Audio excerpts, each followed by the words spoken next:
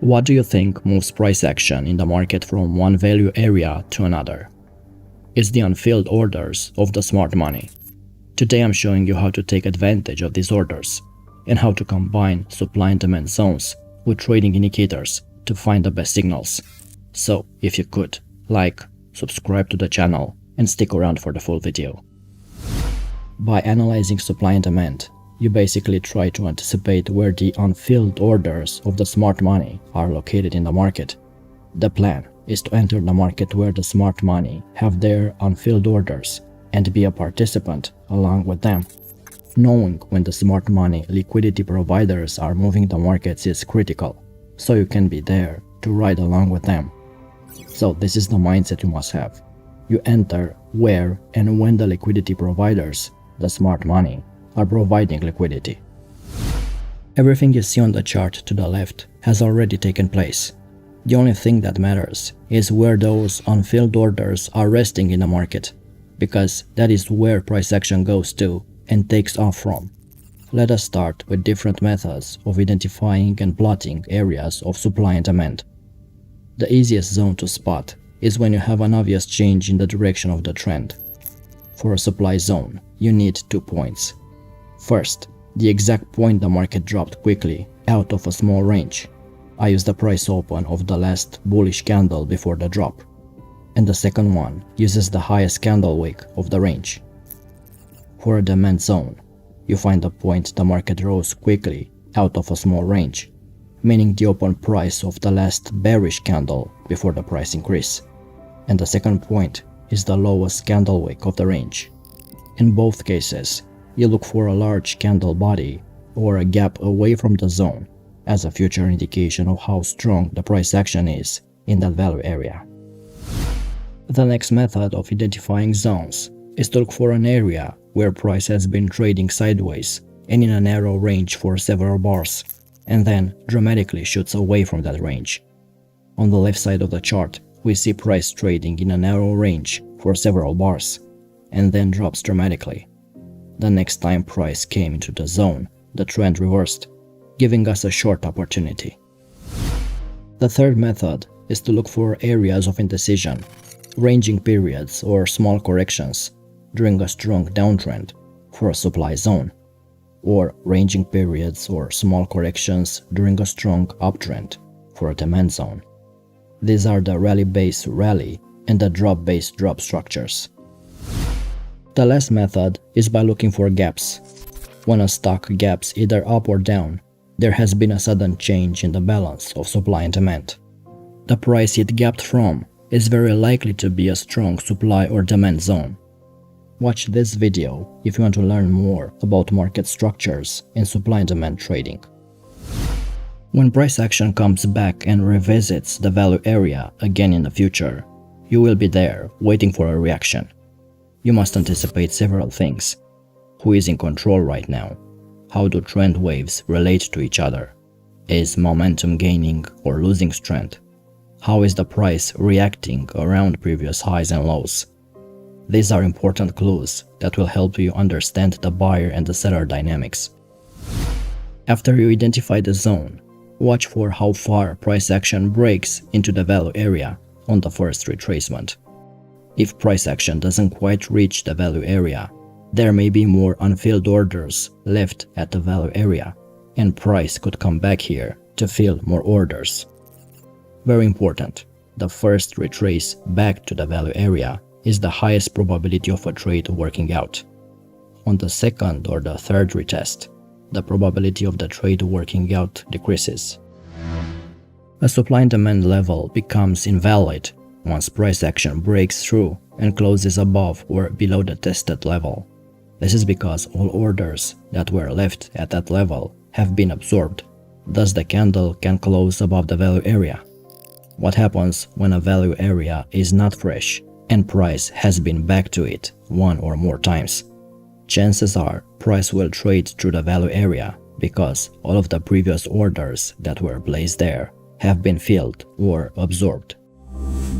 One of the most interesting aspects of trading is that there are so many different approaches. Some traders prefer to focus on supply and demand and price action, while other traders prefer to focus on technical indicators.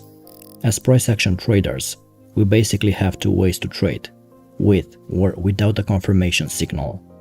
When trading supply and demand, you have two choices: to enter when price returns to the zone, or to confirm the setup with another signal. It's important to understand that each trade and each supply and demand zone is unique. There will never be two trading situations that are exactly the same in the market. So, whether you enter on a confirmation signal or without one is going to be determined on a case-by-case basis. You might choose to wait for a confirmation signal at a supply or demand level, or you might just enter blindly at this key level. I prefer to have a confirmation from an indicator, and one of the best ways of doing this is through establishing confluence. First confirmation comes from the MACD. A trade confluence simply refers to the overlapping of two technical elements at the same price and time point, giving the same signal. In this case, a supply or demand zone and a signal from the MACD indicator. After all, if we have two or more non-correlated signals or studies giving us a trade signal, the chances of it working are increased. Now, MACD can be used to confirm the trend's strength, direction, and momentum. You can receive a lot of different signals from it. I've talked about the MACD signals in this video. For supply and demand trading, I found that MACD divergences are perfect leading signals to confirm our setups. MACD as a momentum indicator shows the movement of price over time and how strong those movements are or will be, regardless of the direction of the price moves, up or down.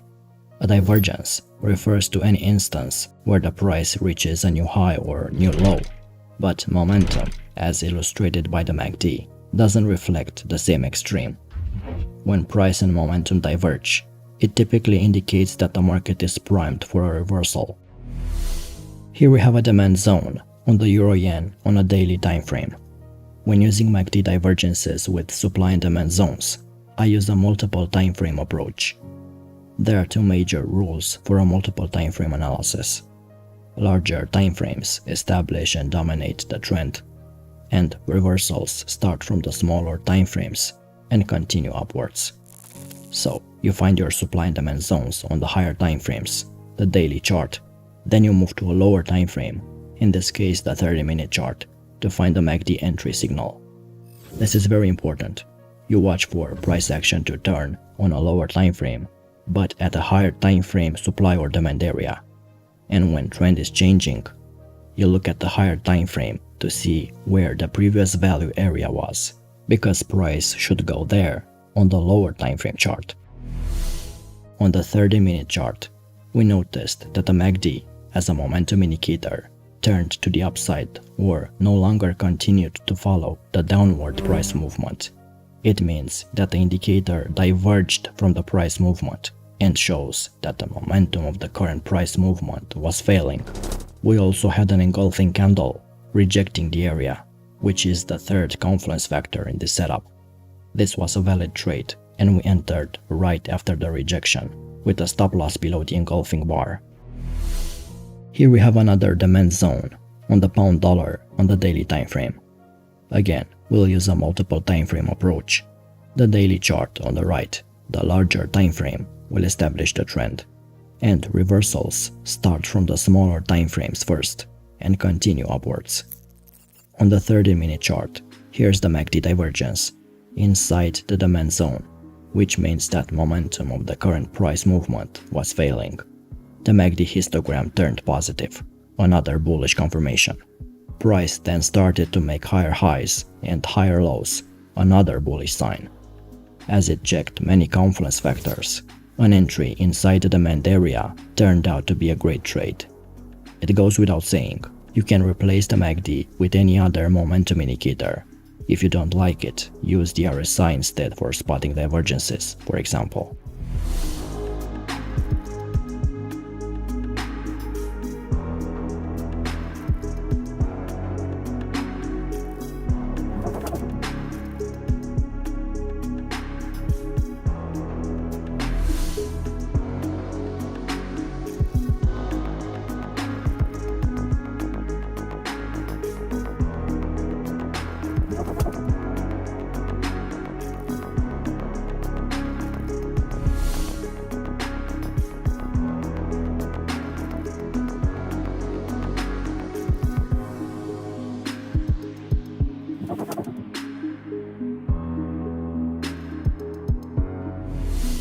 Second confirmation comes from the stochastic. Stochastic also measures the momentum of price. Although I don't rely much on overbought and oversold conditions, these signals tend to work in combination with supply and demand zones. Now, when stochastic is in overbought and oversold, it has absolutely nothing to do with the market getting ready for a reversal, not even in the slightest way. Trading with these levels without price action is a guaranteed way to lose money trading. So because I don't trust these levels much, I increased the parameters for overbought and oversold from 20 and 80 to 10 and 90, and I also increased the length of the stochastic to 15, 5 and 3. This way, the indicator won't reach the levels as often. Here we see an example of stochastic confirmation buy signal at the demand area. We'll use the same multiple timeframe approach. We'll trade in the direction of the higher timeframe, especially for a trade like this that would be considered against the previous downtrend leading up to it. I like to see a confirmation signal before entering. We can see a nice up move which followed this oversold stochastic signal. You could also wait for this trendline breakout if you really want to be sure that the bulls are taking full control. Here's another example. We found this supply zone on the 4-hour time frame on the right side.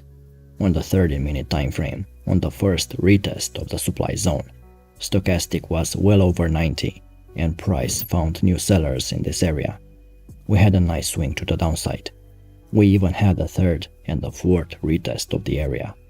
If you want to trade the supply area, make sure the zone is still fresh, which means that after the initial creation of the zone, price has not come back to it yet. Each time price revisits a supply zone, more and more previously unfilled orders are filled, and the level is weakened continuously. But if you have confidence that the supply area will hold, you could re-enter with a lower position. The fourth retest came with a massive move to the downside.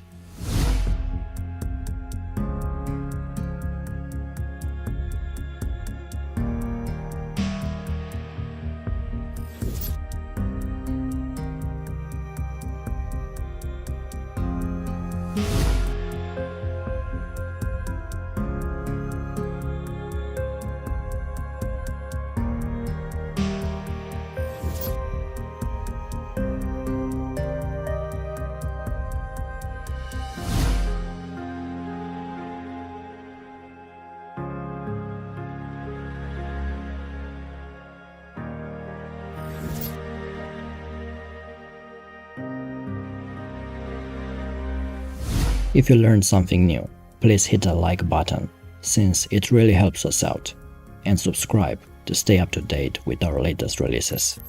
And check out our Academy program if you want to further level up your trading. Until next time.